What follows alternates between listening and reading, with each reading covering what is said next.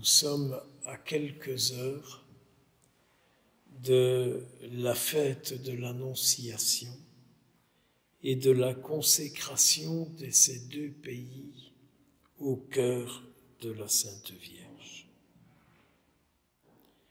Si je reste sur l'évangile que vous, comme moi, nous venons de recevoir, Jésus expulse un démon qui rend un homme muet.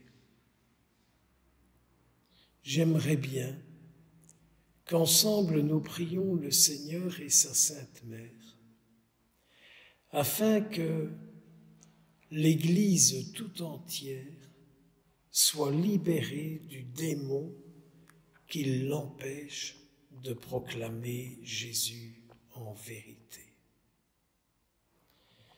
Vous n'êtes pas obligé de partager ma prière, mais au moins d'y réfléchir.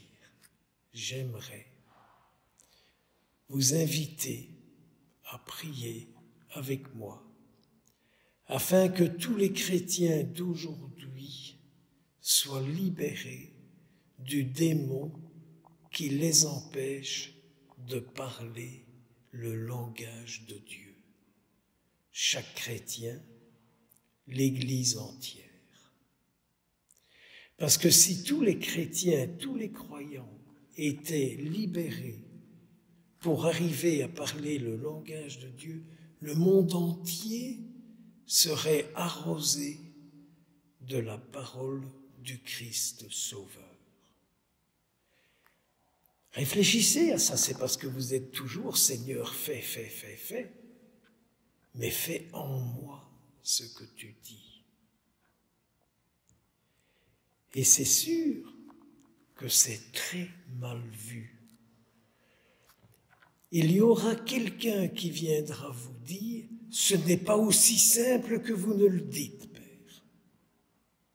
Ah, vous croyez qu'il suffit de faire ça ?» Oui, je le crois, parce que je crois celui qui l'a dit. Et en plus, celui qui l'a dit, je le reçois en communion à son corps et à son sang. Et je sais qu'en moi, lui, il ne ment pas. Je sais qu'en moi, lui, ne met pas de doute sur la puissance qui est en lui.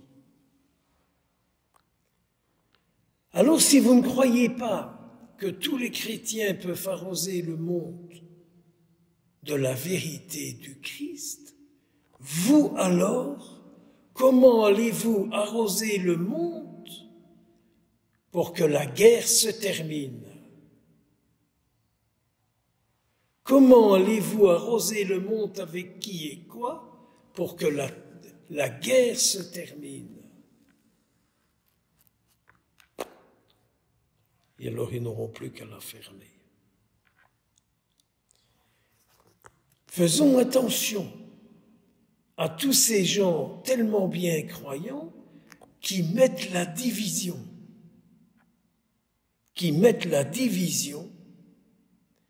Si un royaume est divisé, dit notre Seigneur, il devient un désert, au risque d'être mal pris.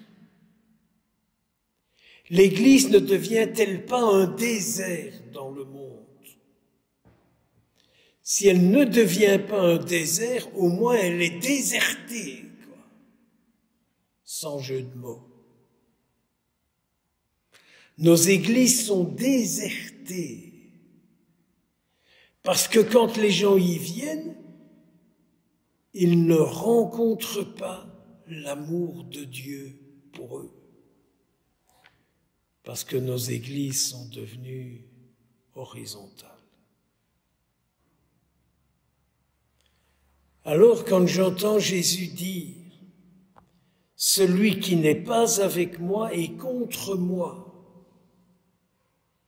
en cet instant, suis-je avec toi, Seigneur, ou contre toi? Si chaque fois que nous prenons la parole, Nous avions cet automatisme. Ce que je dis, ce que je fais, suis-je avec toi ou contre toi, Seigneur? Vous vous rendez compte alors à ce moment-là?